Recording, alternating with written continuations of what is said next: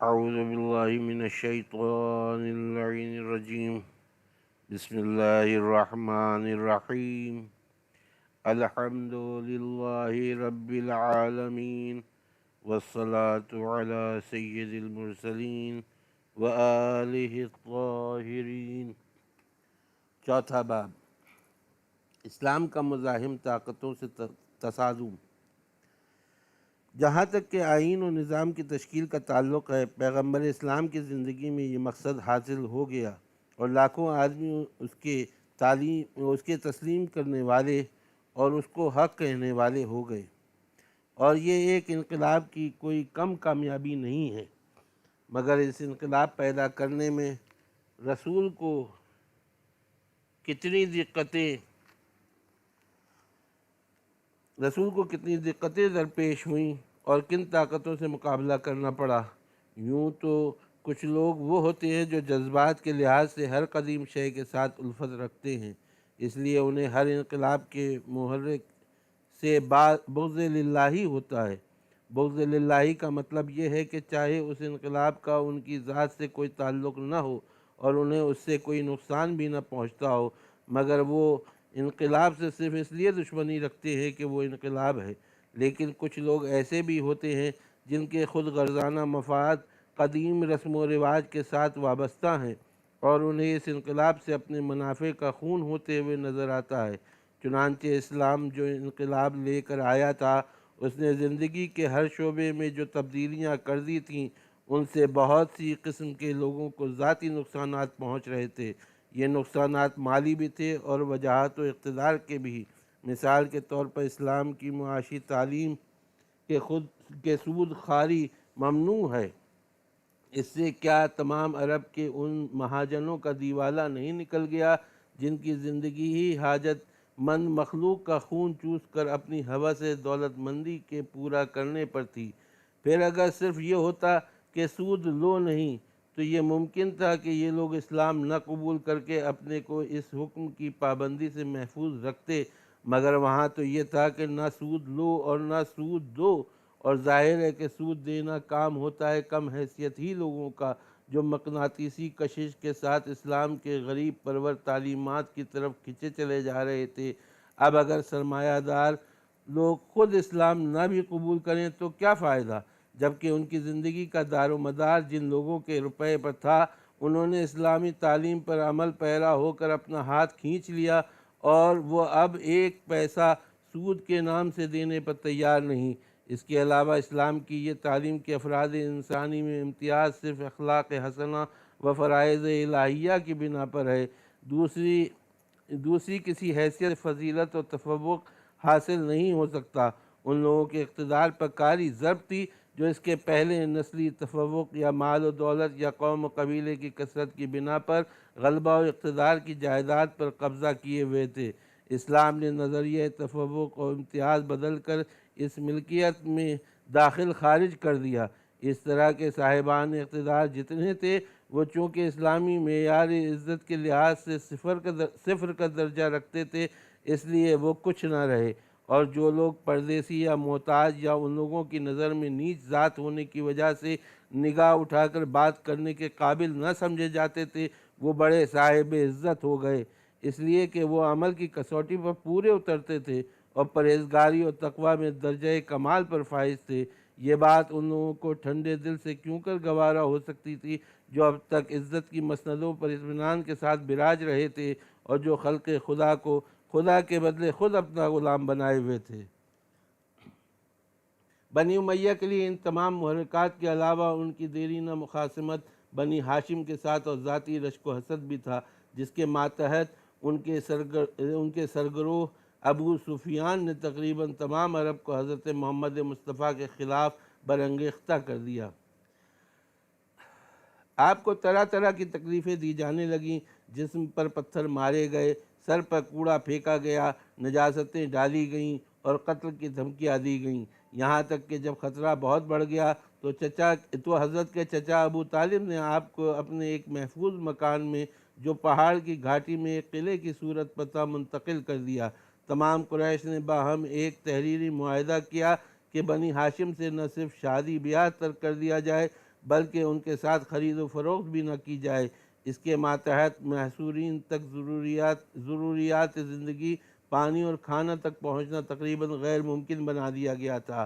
یہ واقعہ بعثت کے 7ویں سال کا ہے جو 3 برس تک قائم رہا۔ 3 برس کی طویل مدت کے بعد یہ ترک موالات ختم ہوا اور یہ لوگ قلعے سے باہر نکلے۔ اب کچھ دن تک مخالفتیں ٹھنڈی رہیں، مگر پھر ایک ہی سال کے اندر ابو طالب اور خدیجہ دونوں کی وفات کے بعد اس مخالفت نے اتنا زور پکڑا کہ آپ کو قتل کر دینے کا پورا منصوبہ تیار کر لیا گیا، جس کے بعد آپ کو اپنے دیش سے نکل کر پردیس کی زندگی اختیار کرنی پڑی۔ مدینے میں آ کر بھی مخالفین نے چین سے بیٹھنے نہ دیا۔ ایک طرف تو ان لوگوں کو جو آپ پر ایمان لائے تھے اور مجبوراً مکے میں رہ گئے تھے طرح طرح کی تکلیفیں پہنچائی جاتیں، دوسری طرف آپ کے جائے پناہ مدینہ منورہ پر فوج کشی کے انتظامات ہونے لگے۔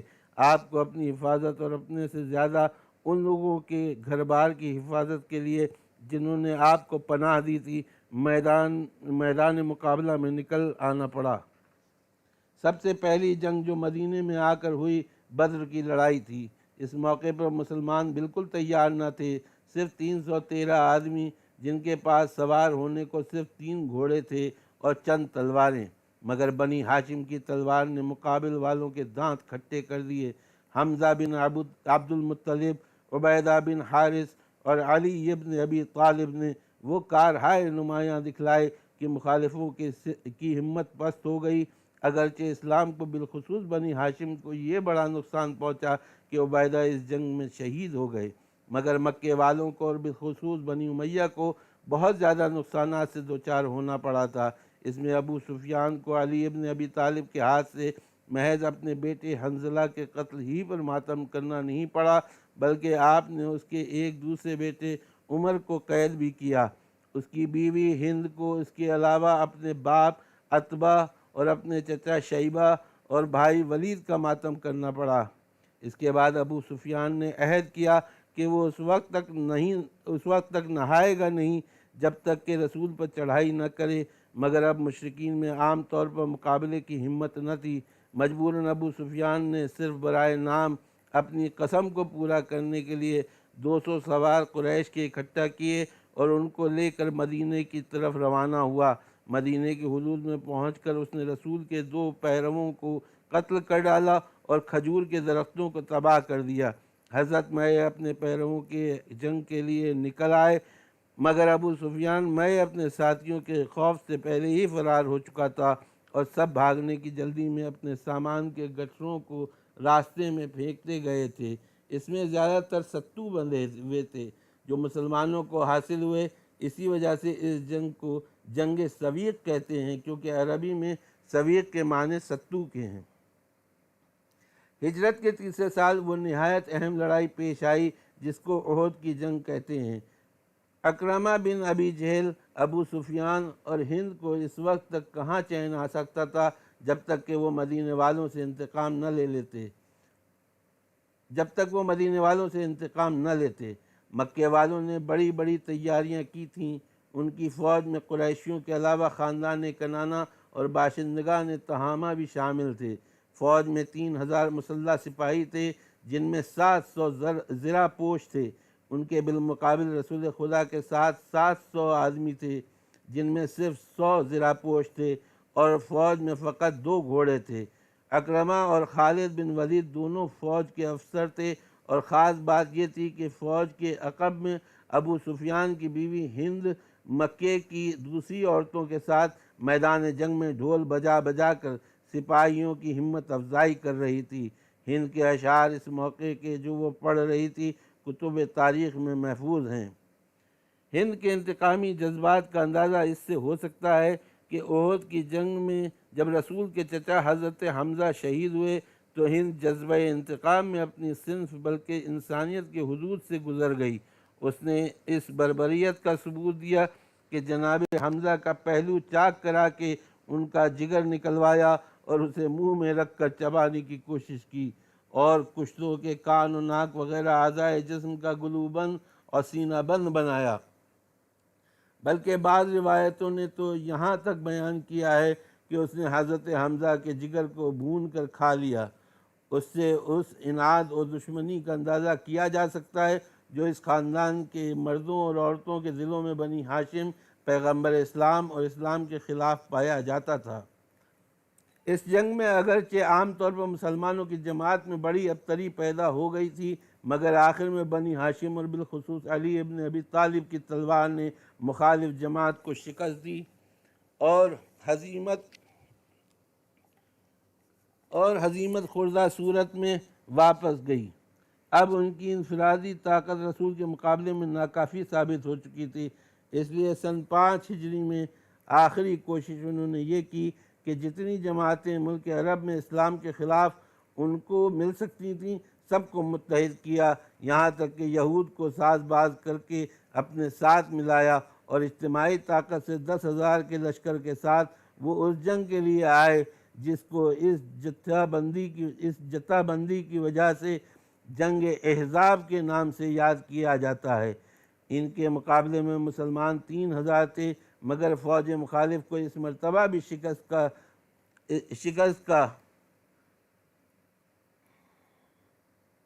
روز بد دیکھنا نصیب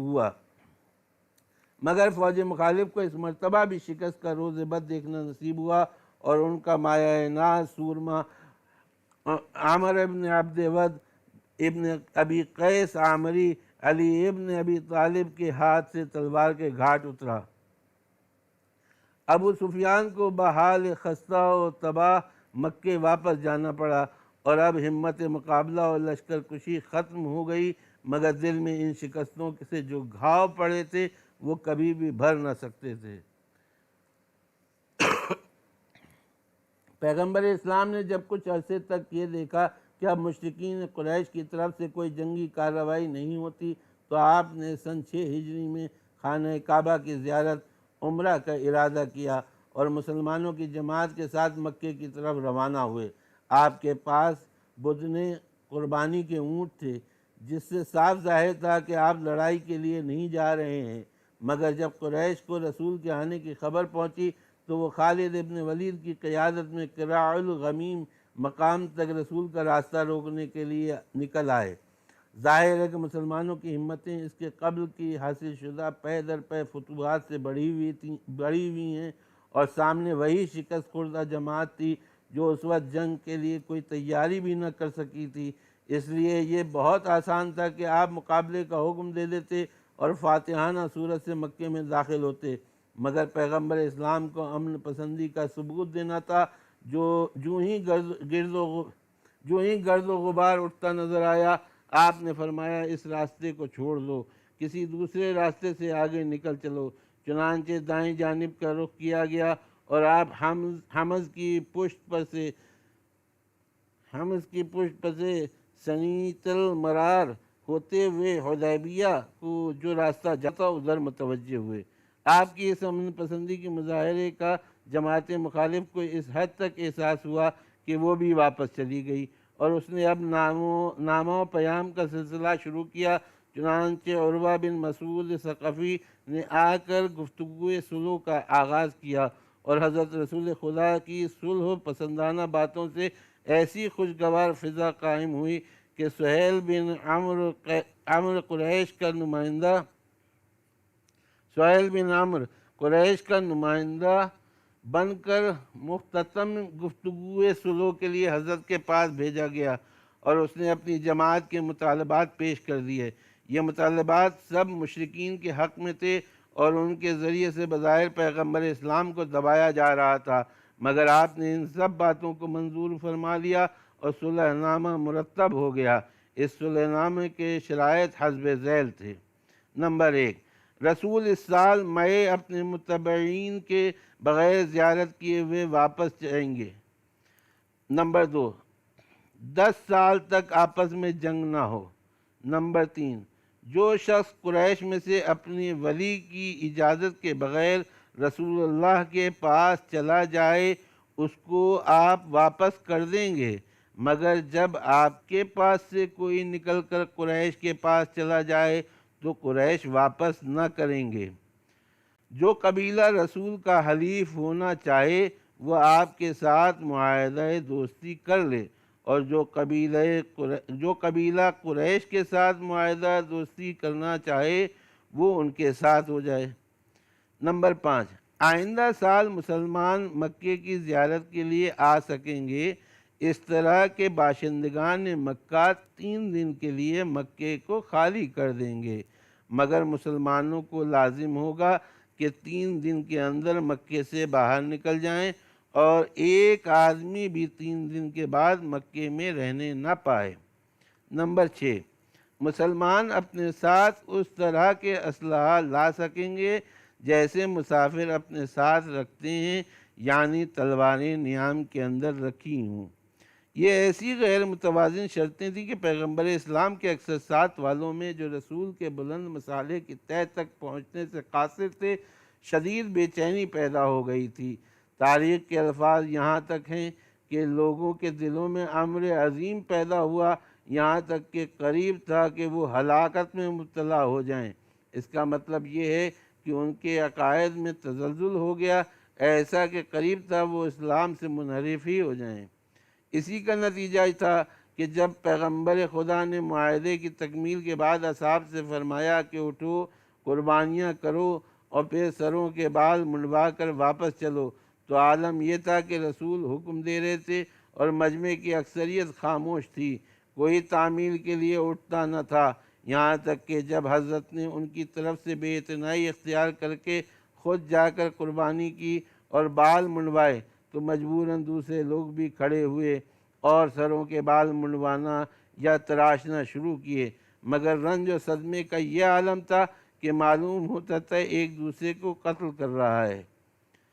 لیکن رسول نے اپنے ساتھیوں کے ان جذبات کا کوئی لحاظ نہ کیا اور کفار کے ان جابرانہ شرائط کو منظور کر کے واپسی اختیار فرمائی، اس خیال سے کہ اگر اس موقع پر جنگ کر کے مکے کو فتح کیا جاتا تو کہنے کو ہو جاتا کہ رسول اسلام چڑھائی کر کے آئے، اس طرح جارحانہ حملے کا الزام آپ پر عائد کیا جاتا، لہٰذا آپ نے اس کا موقع نہ دیا اور صلح کے شرائط کی پابندی اس حد تک فرمائی کہ ابھی یہ تحریر خشک نہ ہونے پائی تھی کہ خود سہیل ابن عمرو جو مشرکین کی طرف سے نمائندہ صلح تھا، اس کا لڑکا جو پہلے سے مسلمان ہو چکا تھا اور اسے صرف اسلام لانے کی وجہ سے گھر والوں نے لوہے میں جکڑ دیا تھا، اس وقت موقع پا کر پا بزنجیر ہونے ہی کی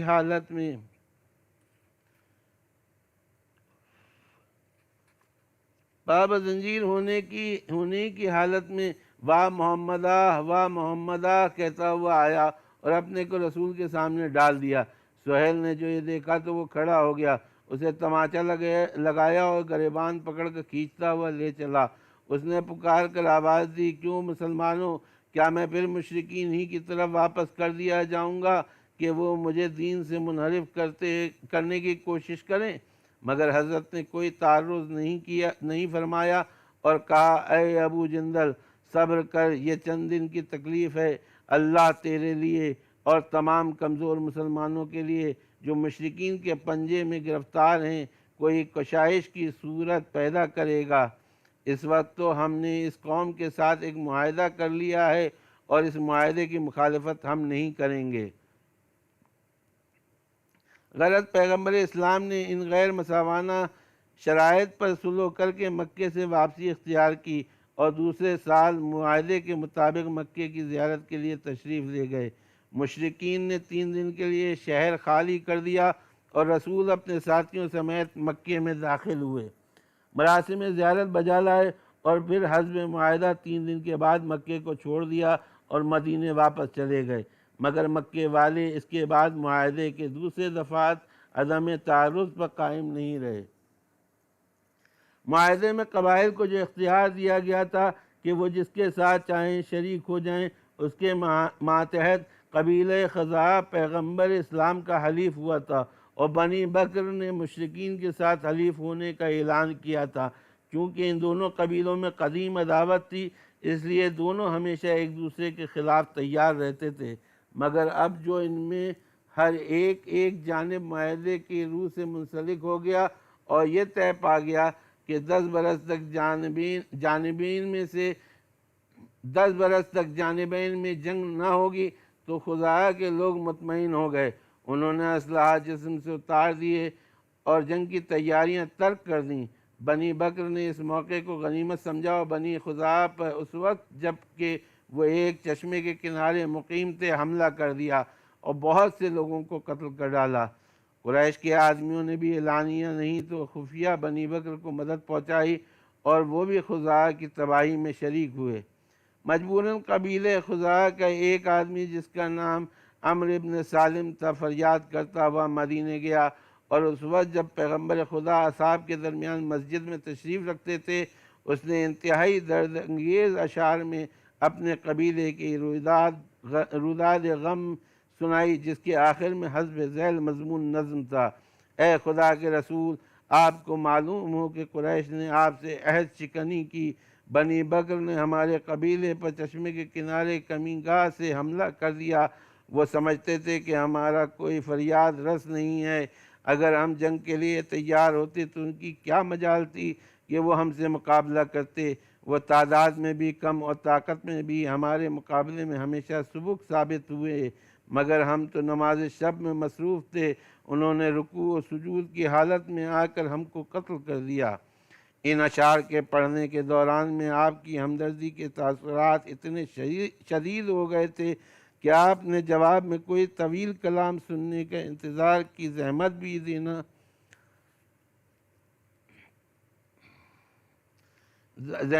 دینا نہ چاہیے، اور اشعار ختم ہوتے ہی آپ کی زبان سے جو جملہ نکلا وہ یہ تھا: قد نصرت یا عمرو ابن سالم، بس تمہاری مدد ہو گئی اے عمرو ابن سالم۔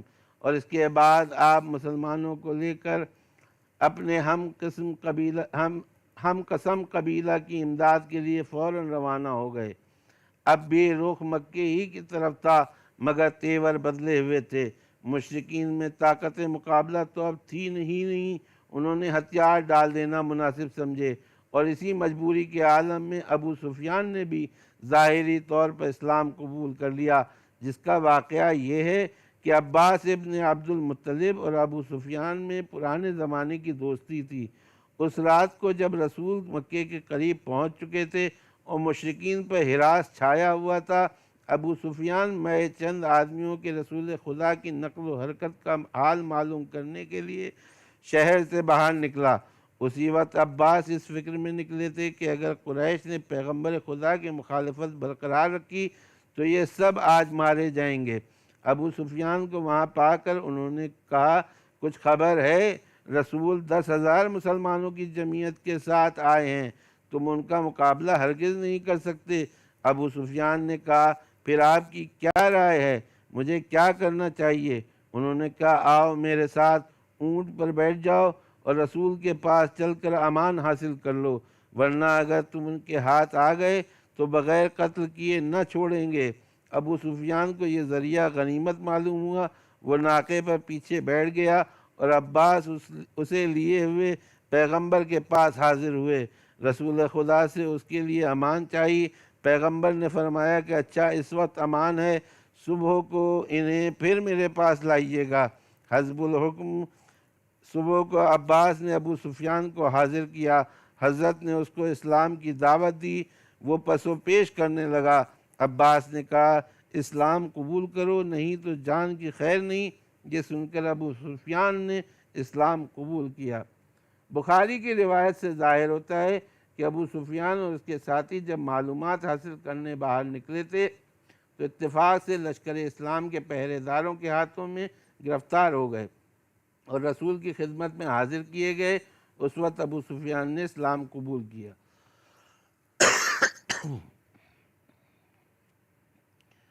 پیغمبر خدا کی یہ وسعت قلب تھی کہ آپ نے ابو سفیان کی نہ صرف جاں بخشی فرمائی بلکہ اعلان کر دیا کہ جو ابو سفیان کے گھر میں پناہ لے لے اسے بھی امان ہے، اور جو مسجد الحرام میں داخل ہو جائے اسے امان ہے، اور جو اپنے گھر کا دروازہ بند کر کے بیٹھ جائے وہ بھی امان میں ہے۔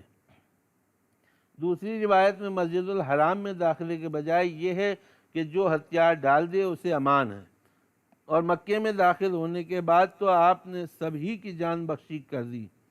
آپ نے مکے کے آدمیوں سے جو آپ کے سامنے تھے پوچھا، کیوں تمہارا کیا خیال ہے، میں تمہارے ساتھ کیا سلوک کروں گا؟ انہوں نے کہا ہمیں نیکی ہی کا گمان ہے، آپ ہمارے فیاض بھائی ہیں اور فیاض بھائی کے بیٹے ہیں۔ فرمایا اذهبوا فانتم الطلقاء، جاؤ تم سب کو میں نے چھوڑ دیا۔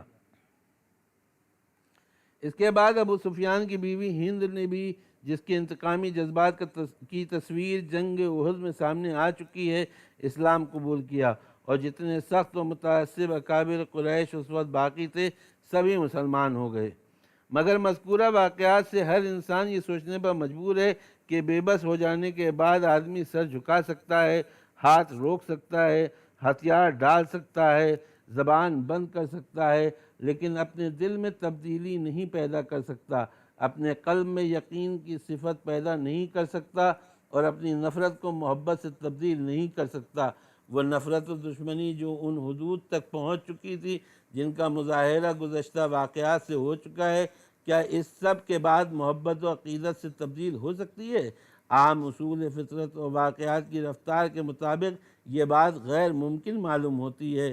عام فطرت کے مطابق صرف اتنا سمجھا جا سکتا ہے کہ وہ دشمن جو اب تک پھنکارے مارتے ہوئے اژدہے کی طرح سامنے موجود تھا، اب مارے آستین بن کر خفیہ ریشہ دوانیوں کے لیے آزاد ہو گیا، اور کوئی شبہ نہیں کہ دشمن موجودہ صورت میں پہلی صورت سے زیادہ خطرناک ثابت ہو سکتا ہے۔ یہی خیال تھا ان کے بارے میں اسلام کے نقاد حضرت علی ابن ابی طالب کا۔ آپ نے فرمایا ما اسلموا او لیکن استسلموا، یہ لوگ حقیقتاً اسلام نہیں لائے تھے بلکہ اسلام کے سامنے انہوں نے ہتھیار ڈال دیے تھے اور بس۔ 5واں باب، حسین ابن علی کی ولادت اور ابتدائی زندگی، سن 3 ہجری سے سن 11 ہجری۔ حضرت محمد مصطفیٰ کو مکے سے ہجرت کر کے مدینے آئے ہوئے تیسرا برس تھا کہ 5 شعبان کو حسین ابن علی کی ولادت ہوئی۔ حضرت فاطمہ زہرا اپنے پدر بزرگوار رسالت مآب کی خدمت میں مولود کو لے کر حاضر ہوئیں۔ حضرت نے حسین نام رکھا اور ایک مینڈے کی قربانی کے ساتھ عقیقہ کیا۔ اب پیغمبر اسلام کی گود جو اسلام کی تربیت کا گہوارہ تھی، ان 2 بچوں کی پرورش کا مرکز بنی، ایک حسن اور دوسرے حسین۔ ان کی آنکھوں کے سامنے ایک طرف نانا کا اسوہ حسنہ تھا جو بانی اسلام تھے، دوسری طرف باپ جو مجاہد و محافظ اسلام تھے، اور تیسری طرف ماں جو طبقہ خواتین کے لیے تعلیمات پیغمبر کی عملی ترجمان بننے کے لیے پیدا ہوئی تھیں۔ بقول اقبال، مرزا تسلیم را حاصل بطول، مادراں را اسوہ کامل بطول، مادراں را اسوہ کامل بطول۔ مسجد میں پانچوں وقت نماز جماعت، پیغمبر کے بصیرت آفری مواعظ اور خطبے، مسلمانوں کا ذوق و شوق اور جوش و خروش، اور گھر میں رات دن عبادت و ذکر الہی کی آوازیں، تکبیر کی صدائیں، وحی کی آیتیں، غزوات کے تذکرے، اسلام کو ترقی دینے کے مشورے، اور یا پھر غریبوں کی خبرگیری، کمزوروں کی دستگیری اور مظلوموں کی داد رسی۔ بس ہر وقت یہی ذکر ہے، یہی فکر، یہی قصے ہیں اور یہی کہانیاں۔ ایک طرف فطرت کے مخصوص عطیے، دوسری جانب یہ نورانی اور روحانی ماحول، اور اس پر تربیت پیغمبر ایسے بلند معلم کی جن کا مقصد رسالت ہی قرآن کے اعلان کے مطابق تزکیہ نفوس اور تعلیم کتاب و حکمت تھا۔ اور آپ نے خود بھی اعلان کیا تھا کہ مکارم اخلاق کی تکمیل میرا اصلی نصب العین ہے۔ پھر کیوں کر ممکن تھا کہ رسول اپنے اہل بیت کی تربیت میں اس فرض کو نظر انداز کر دیتے جو بحیثیت معلم اخلاق کے، بحیثیت بزرگ خاندان کے، اور بحیثیت ایک پیغمبر کے آپ پر عائد ہوتا تھا۔ چنانچہ حضرت نے اس کم سنی کے عالم میں ان بچوں کو اپنے اخلاق اور اوصاف کا نمونہ بنا دیا، اور ان آئینوں میں جو قدرت کی طرف سے کمال کا جوہر لے کر آئے تھے، اپنی سیرت کا پورا عکس اتار دیا۔ انہی ذات و صفات کی مخصوص بلندیوں کا یہ نتیجہ تھا کہ رسول اپنے نواسوں کے ساتھ غیر معمولی محبت رکھتے تھے، جس کے مظاہرات تاریخ و حدیث کی کتابوں میں یکساں طور پر درج ہیں۔ اس کے علاوہ آپ دوسروں کو بھی ان سے محبت کی تاکید فرماتے تھے۔ آپ کا قول تھا، جس نے حسن و حسین سے محبت رکھی اس نے مجھ سے محبت رکھی، اور جس نے ان کو دشمن رکھا اس نے مجھے دشمن رکھا۔ آپ اللہ کو گواہ کرتے تھے کہ میں ان سے انتہائی محبت کرتا ہوں، مگر ان تمام باتوں کے ساتھ ساتھ حسین اپنے نانا کی بلند سیرت، فرائض کے بارے میں اہتمام اور اسلام کے متعلق آپ کے انہماک کو دیکھتے ہوئے یہ مشاہدہ کرتے تھے کہ رسول اللہ ہم کو بہت چاہتے ہیں، مگر ہم سے زیادہ آپ اپنے دین یعنی اسلام اور اس کے آئین و شریعت کو چاہتے ہیں۔ اس لیے اگر اس دین و شریعت پر کوئی وقت پڑے تو پیغمبر تیار ہوں گے کہ ہم کو اس پر نثار کر دیں۔ سن 10 ہجری میں نجران یمن کے عیسائیوں کے ساتھ ایک طرح کے روحانی مقابلے کا موقع آیا جس کا نام مباہلہ ہے، یعنی دونوں فریق اللہ سے دعا کریں کہ جھوٹے پر عذاب نازل ہو۔ اس موقع پر رسول تشریف لے گئے تو اس طرح کے ہاتھ میں علی ابن ابی طالب کا ہاتھ تھا، حسن و حسین آگے آگے تھے، فاطمہ زہرا پیچھے آ رہی تھیں۔ نجران والے یہ نورانی منظر دیکھ کر مرعوب ہوئے اور خراج دینے کے لیے آمادہ ہو گئے۔ ظاہر ہے کہ پیغمبر خدا اس مہم کو تنہا سر کر سکتے تھے۔ پھر قرآن کی تصریح کے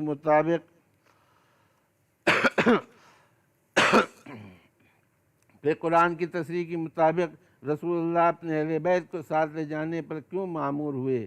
اس کا مقصد ایک طرف حق کے کامل نمائندوں کا خلق سے تعارف تھا تو دوسری طرف تعلیم و تربیت کا انداز بھی تھا۔ گویا ابھی سے خاندان رسول کی ان ہستیوں پر ذمہ داری کا بار ڈالا جا رہا تھا اور کار رسالت کی تکمیل میں عملی طور پر شریک کرتے ہوئے یہ ثابت کیا جا رہا تھا کہ ضرورت کے وقت حفاظت اسلام کی انہی سے امید ہے۔ رسول ان میں سے ایک ایک کا ہاتھ پکڑ کر کہہ رہے تھے کہ دیکھو آج تو میں خود موجود ہوں، میں تم کو اپنے ساتھ لیے جا رہا ہوں، لیکن اگر کسی وقت میں موجود نہ ہوں اور تم اسی طرح حفاظت اسلام کے لیے نکل کھڑے ہو اور اس وقت تو میں موجود ہوں، جس وقت میں کسی وقت میں موجود نہ ہوں تو تم اسی طرح حفاظت اسلام کے لیے نکل کھڑے ہونا جس طرح میں نکلا ہوں۔ آج کے اس عمل سے یہ بھی واضح ہو گیا کہ اسلام کی نصرت و خدمت کے موقع پر مرد، عورت، جوان، بچہ کوئی مستثنیٰ نہیں ہو سکتا، اور ضرورت پر ہر ایک کو اس مقصد میں صرف ہونا لازم ہے۔ سب سے کم سن اس جماعت میں حسین تھے، اور ایسا معلوم ہو رہا ہے کہ جیسے ان کا اس موقع پر ساتھ لانا قدرت کی طرف سے اس مستقبل کی تمہید ہے کہ انہی کو عملی طور پر دوبارہ اس مثال کے پیش کرنے کا موقع ملے گا جسے آج پیش کیا گیا ہے۔ حضرت محمد مصطفیٰ سے بڑھ کر کوئی شخص جوہر شناس نہیں ہو سکتا تھا۔ آپ جانتے تھے کہ آپ کی تعلیمات کی حفاظت کن کے ذریعے سے ہوگی، اس لیے مختلف صورتوں سے اپنی امت کو ہدایت کی کہ میرے اہل بیت کی پیروی کرتے رہنا۔ کبھی فرمایا کہ میں تم میں 2 گراں قدر چیزیں چھوڑتا ہوں، جب تک تم ان سے تمسک رکھو گے گمراہی سے محفوظ رہو گے۔ ان میں سے ایک قرآن ہے اور دوسرے میرے اہل بیت۔ اور کبھی فرمایا کہ میرے اہل بیت کی مثال کشتی نوح کی سی ہے، جو اس کشتی پر سوار ہوا اس نے نجات پائی، اور جو روگرداں ہوا وہ دریائے ہلاکت میں غرق ہوا۔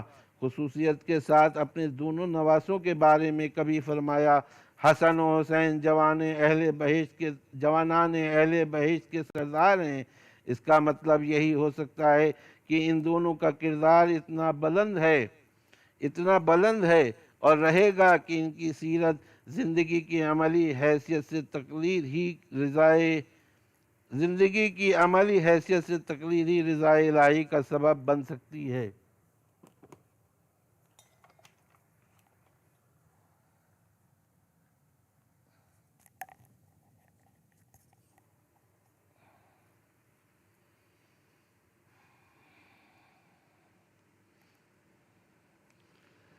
خصوصیت کے ساتھ اپنے دونوں نواسوں کے بارے میں کبھی فرمایا حسن و حسین جوانان اہل بہشت کے سردار ہیں۔ اس کا مطلب یہی ہو سکتا ہے کہ ان دونوں کا کردار اتنا بلند ہے اور رہے گا کہ ان کی سیرت زندگی کی عملی حیثیت سے تقلید ہی رضا الہی کا سبب بن سکتی ہے۔ اور کبھی فرمایا کہ یہ دونوں میرے فرزند امام واجب الاطاعت ہیں، خواہ کھڑے ہوں اور خواہ بیٹھے۔ آئے گا ایک مستقبل جب ایک ان میں سے سلو کر کے بیٹھا ہوگا اور ایک جہاد میں کھڑا ہوگا۔ پیغمبر اسلام کے ارشاد سے دونوں کے طرز عمل کے اپنی اپنی جگہ صحیح ہونے پر روشنی پڑے گی۔ اس کے ساتھ خاص امام حسین کے بارے میں جو حدیثیں ہیں ان میں سے ایک یہ ہے کہ حسین مجھ سے ہے اور میں حسین سے ہوں، یعنی میرا کام اور میرا نام دنیا میں حسین کی بدولت قائم رہے گا۔ اس کے علاوہ بکثرت حدیثیں ہیں جو فضائل و مناقب کی کتابوں میں درج ہیں۔ افسوس کہ حسین کے لیے اس لطف و محبت، بے پایاں سکون اور اطمینان کی عمر طولانی نہیں ہو سکی۔ ابھی آپ کا سن 7 برس کا بھی پورا نہ ہوا تھا کہ ربیع الاول سن 11 ہجری میں حضرت محمد مصطفیٰ کی وفات ہو گئی اور حسین رسول اللہ کے سایہ عاطفت سے محروم ہو گئے۔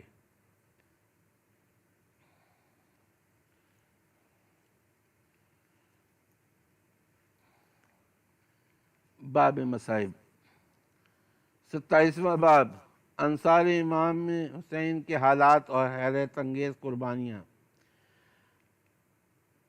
چونکہ آغاز جنگ کے ساتھ ساتھ انصار حسین کے مجاہدانہ خدمات کا عملی سلسلہ شروع ہو گیا تھا۔ اس ذکر کے ساتھ بہتر معلوم ہوتا ہے کہ اصحاب و انصار کے مختصر حالات زندگی اور خصوصیات شخصی کا بھی جہاں تک علم ہو سکا ہے تعارف ہوتا چلے۔ اس لیے واقعات کی تاریخی ترتیب کو مد نظر رکھتے ہوئے جن انصار کے کارنامے آنکھوں کے سامنے آئے ہیں ان کے مختصر حالات سلسلے کے ساتھ درج کیے جاتے ہیں۔ انہی حالات کے ذیل میں جنگ کے تفصیلات اور واقعات کی ترتیب کا بھی بیان ہوتا جائے گا۔ اگرچہ شہداء کربلا کے حالات کے متعلق عربی میں ابصار العین فی انصار الحسین اور اردو میں شہداء کربلا کے 3 حصے مطبوع امام مشن لکھنؤ جامع و مستند کتابیں موجود ہیں، مگر اس غرض سے کہ زیر نظر کتاب اس حیثیت سے تشنہ نہ رہ جائے، یہاں ان حالات کا لب لباب واقعاتی ترتیب کے ساتھ پیش کیا جا رہا ہے۔ جو لوگ مزید تحقیق و تفصیل یا مختلف روایات پر بحث و مباحثے کے طلبگار ہوں وہ مذکورہ کتابوں کا مطالعہ فرما سکتے ہیں۔ نمبر 1، عبداللہ ابن عمیر کلبی۔ آغاز جنگ کے بعد اصحاب حسین میں سے سب سے پہلے میدان کارزار میں یہی آئے تھے۔ ان کا پورا نام و نسب: ابو وہب عبداللہ ابن عمیر ابن عباس ابن عبد قیس بن علیم بن خباب الکلبی العلیمی تھا۔ کوفے کے رہنے والے تھے اور قبیلہ حمداں کے برجعد نام کے کنویں کے پاس اپنے ذاتی مکان میں سکونت رکھتے تھے۔ یہ مقام کوفے کی گنجان آبادی سے بالکل باہر ان باغات خرما کے قریب تھا جو نخیلہ کے حدود میں واقع تھے۔ ان کے ساتھ ان کی رفیقہ حیات رہتی تھیں جو قبیلہ نمر بن قاصد سے تھیں اور ام وہب بنت عبد کے نام سے یاد کی جاتی تھیں۔ اہل سیر کا قول ہے کہ وہ بڑے سورما، بہادر اور شریف تھے۔ شیخ طوسی نے کتاب الرجال میں ان کا اصحاب حضرت علی میں تذکرہ کیا ہے۔ کوفے میں جب جناب مسلم بن عقیل کی شہادت ہو چکنے کے بعد جب ابن زیاد نے قتل حسین کی تیاری شروع کی، اس زمانے میں عبداللہ ابن عمیر بیرون شہر اپنے مکان ہی میں مقیم اور موجودہ صورتحال سے بالکل بے خبر تھے۔ جب امام حسین کربلا میں پہنچ گئے اور ابن زیاد نے اپنا لشکرگاہ نخیلہ میں قرار دیا تاکہ وہاں فوجوں کا معائنہ کرنے کے بعد کربلا کی جانب روانہ کرے، تو اس غیر معمولی صورتحال کی طرف عبداللہ ابن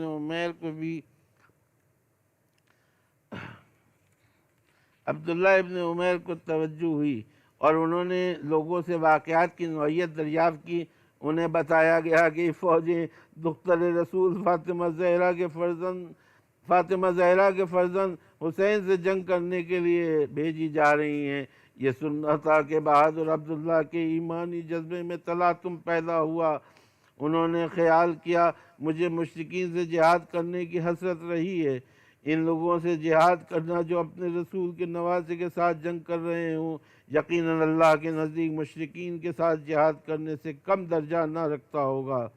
یہ بات دل میں ٹھان کر وہ اپنی زوجہ کے پاس گئے اور انہیں اپنے ارادے سے مطلع کیا۔ پاک عقیدہ اور پرحوصلہ بی بی نے آتش شوق کو اور ہوا دی، اس طرح کہ انہوں نے کہا تم بھی جاؤ اور مجھے بھی اپنے ساتھ لے چلو۔ چنانچہ رات کے وقت دونوں روانہ ہوئے اور کربلا پہنچ کر انصار حسین کے ساتھ ملحق ہو گئے۔ اس وقت جب فوج عمر سعد کی جانب سے تیروں کی بارش ہو چکی تھی جو پیغام جنگ کی حیثیت رکھتی تھی، تو یسار اور سالم دونوں زیاد اور ابن زیاد کے غلام میدان جنگ میں آئے اور مبارز طلب ہوئے۔ فوج حسینی میں سے حبیب ابن مظاہر اور بریر ابن خزیر جوش میں بھرے ہوئے آگے بڑھے، مگر امام نے ان کو روک دیا۔ بس عبداللہ ابن عمیر کو تو ولولہ جہاد تھا ہی، وہ کھڑے ہو گئے اور اجازت جنگ چاہی۔ امام نے سر سے پیر تک ان پر نظر ڈالی اور گندمی رنگ، لامبا قد، مضبوط کلائیاں اور بازو کشادہ پشت و سینہ ملاحظہ کرتے ہوئے بطور خود فرمایا بہادر اور جنگ آزما جوان معلوم ہوتا ہے۔ پھر فرمایا جاؤ اگر تمہارا دل چاہتا ہے عبداللہ میدان جنگ میں آئے۔ فریق مخالف نے نام و نسب پوچھا، انہوں نے بتایا۔ اس نے کہا ہم تم کو نہیں پہچانتے، ہمارے مقابلے میں زہیر ابن قین یا حبیب ابن مظاہر یا بریر ابن خزیر کو آنا چاہیے۔ بس یہ سن کر عبداللہ کو غصہ آیا۔ اس کا جواب سخت الفاظ میں دیتے ہوئے انہوں نے حملہ کر کے پہلے وار میں یسار کا کام تمام کر دیا۔ عبداللہ اس کی طرف متوجہ ہی تھے کہ سالم نے تلوار کا وار کیا جو سر آ چکا تھا۔ جب ان کو خبر ہوئی بہادر کے بائیں ہاتھ کو سپر بنا دیا، جس سے اس ہاتھ کی انگلیاں قطع ہو گئیں، مگر عبداللہ نے اتنی دیر میں پلٹ کر ایک ضرب شمشیر میں اس کا بھی خاتمہ کیا۔ زخم خوردگی کے غصے اور اپنے دونوں حریفوں پر فتح پانے کے جوش سے متاثر ہو کر عبداللہ ابن عمیر رجس پڑھنے لگے، جس کا مفہوم یہ تھا کہ اگر مجھے نہ پہچانتے ہو تو پہچان لو کہ میں قبیلہ کلب کا سپوت ہوں۔ میرے حسب و نسب کے لیے اتنا کافی ہے کہ خاندان علی میں میرا گھرانہ ہے۔ میں ایک سخت مزاج اور درست خو انسان ہوں اور مصیبت کے وقت پس ہمتی سے کام لینے والا نہیں ہوں۔ اے ام وہب، میں ذمہ داری کرتا ہوں تجھ سے کہ میں ان میں بڑھ بڑھ کر نیزے لگاؤں گا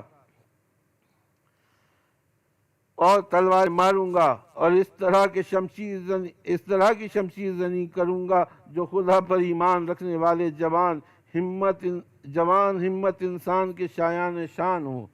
ممکن ہے کہ بہادران عرب کی اس عام رسم کی بنا پر ہو کہ وہ اپنے کارناموں کا گواہ اپنی شریک زندگی خواتین کو بنایا کرتے تھے، مگر عبداللہ کی زوجہ عام عورتوں کے مثل نہ تھیں۔ وہ اپنے سینے میں شیرانہ دل رکھتی تھیں اور اس دل میں ایمان کی غیر معمولی تڑپ کے ساتھ اپنے شوہر سے بے انتہا محبت بھی۔ ممکن ہے کہ جب انہوں نے اپنے شوہر سے فرمائش کی تھی کہ مجھے بھی اپنے ساتھ لے چلو، تو اسی وقت وہ یہ نیت رکھتی ہوں کہ میں بھی اپنے شوہر کے ساتھ میدان جنگ میں داد شجاعت دوں گی، اور اس وقت تک شاید وہ اپنے قلبی جذبات کو انتہائی بے چینی کے باوجود روکتی رہی ہوں۔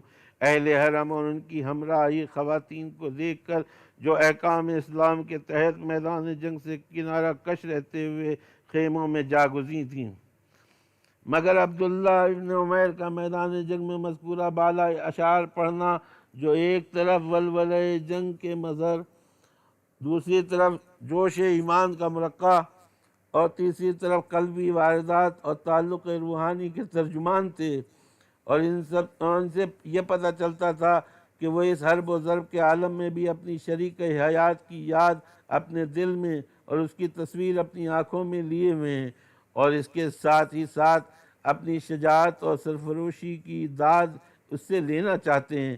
بس یہ اسباب تھے جن کی بنا پر ان اشعار نے وہب کے ضبط و صبر کے لیے برق خرمن کا کام کیا، اور وہ بے تحاشا ایک گرز ہاتھ میں لے کر میدان جنگ میں آ گئیں اور پکار کر کہنے لگیں کہ میرے ماں باپ دونوں تم پر نثار، اولاد رسول کی نصرت میں کوتاہی نہ ہونے پائے۔ دلور غیور عبداللہ کے لیے منظر انتہائی صبر شکن ثابت ہوا۔ وہ فوراً زوجہ کے پاس آئے اور چاہا کہ انہیں خیمے کی طرف پہنچا دیں، مگر وہ باتوں میں آنے والی نہ تھیں۔ عبداللہ ابن عمیر کے ایک ہاتھ میں تلوار تھی جس سے دشمن کا خون ٹپک رہا تھا، اور دوسرے ہاتھ کی انگلیاں کٹ چکی تھیں جن سے خود لہو جاری تھا۔ پھر بھی انہوں نے کوشش کی کہ وہ اپنی قوت سے انہیں خیمے کی طرف واپس کر دیں، مگر جوش میں بھری بہادر خاتون نے اپنا دامن عبداللہ کے ہاتھ سے چھڑا لیا اور کہنے لگیں کہ میں تمہیں چھوڑوں گی نہیں جب تک تمہارے ساتھ بھی میں بھی قتل نہ ہو جاؤں۔ امام حسین نے ملاحظہ فرما کر ان کو آواز دی کہ اللہ تم دونوں کو جزائے خیر دے۔ اے مومنہ اہل حرم کے پاس واپس اہل حرم کے پاس واپس جاؤ اور ان کے ساتھ بیٹھی رہو، کیونکہ عورتوں پر سے جہاد ساقط ہے۔ ایمان اور اطاعت امام کا احساس تھا جو بے پناہ جذبہ الفت اور جوش قربانی پر غالب آیا، اور وہب خواتین کے پاس خیمے میں واپس چلی گئیں، اور اس کے بعد عبداللہ ابن عمیر بھی صف مجاہدین میں واپس آ گئے، اور اس کے بعد وہ میسرے کے حملے میں شریک ہوئے اور مسلم ابن اوسجہ کے بعد شہادت پائی، جس کی تفصیل بعد میں آئے گی۔ وآخر دعوانا ان الحمد للہ رب العالمین۔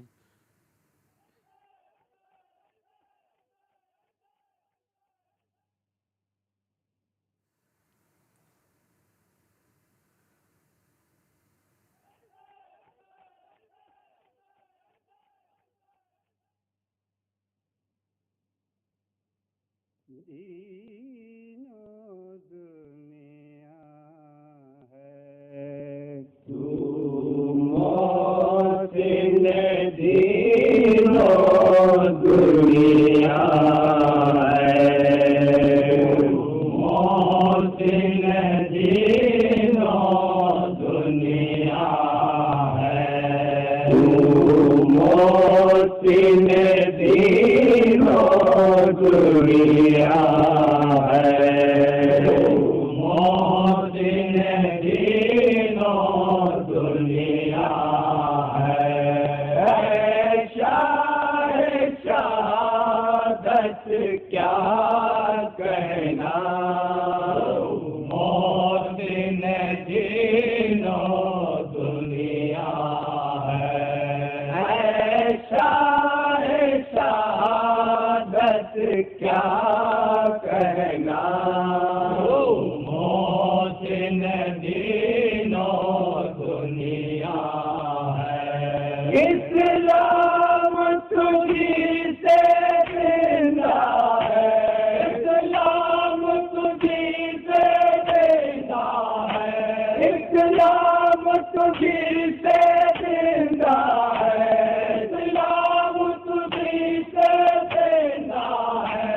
اے شان رسالت کیا کہنا، محسن دین و دنیا ہے۔ انصار و شہ کے پروانے، انصار و شہ کے پروانے، ایسے تو کہیں دیکھے نہ سنے، انصار و شہ کے پروانے، ایسے تو کہیں دیکھے نہ سنے۔ مرنے میں چلے جینے کے مزے، مرنے میں چلے جینے کے مزے، ایسو پھر طاقت کیا کہنا، محسن دین و دنیا ہے۔ ایک ایک سے پہلے مرنے پر، ایک سے پہلے مرنے پر، ایک ایک سے بڑھ کر مرتا ہے، ایک سے پہلے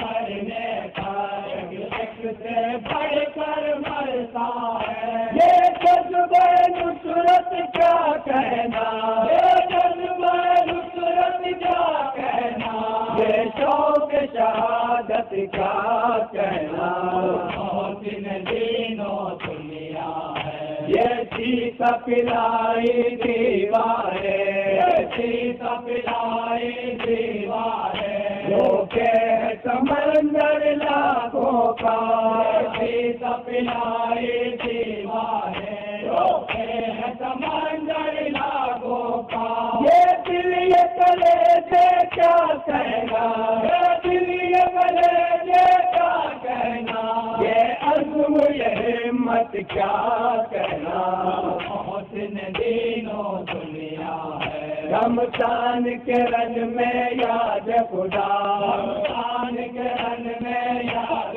خدا، کیا جذبہ عشق خالق تھا، رمضان کے رنگ میں یاد خدا، کیا جذبہ عشق خالق تھا، ہیروں میں نماز اللہ اللہ، ہیروں میں نماز اللہ اللہ، دیکھو میں عبادت کیا کہنا، محسن دین و دنیا ہے، روزہ سے اٹھا کر جنتی، روزہ سے اٹھا کر جنتی، آغوش میں قسمت لے پہنچی، روزہ سے اٹھا کر جنتی، آغوش میں قسمت لے پہنچی، موت آئی تو کس کے قدموں پر، موت آئی تو کس کے قدموں پر، اے ہر تیری قسمت کیا کہنا، محسن دین و دنیا ہے، اے کفر یزیدی ہوش میں آ،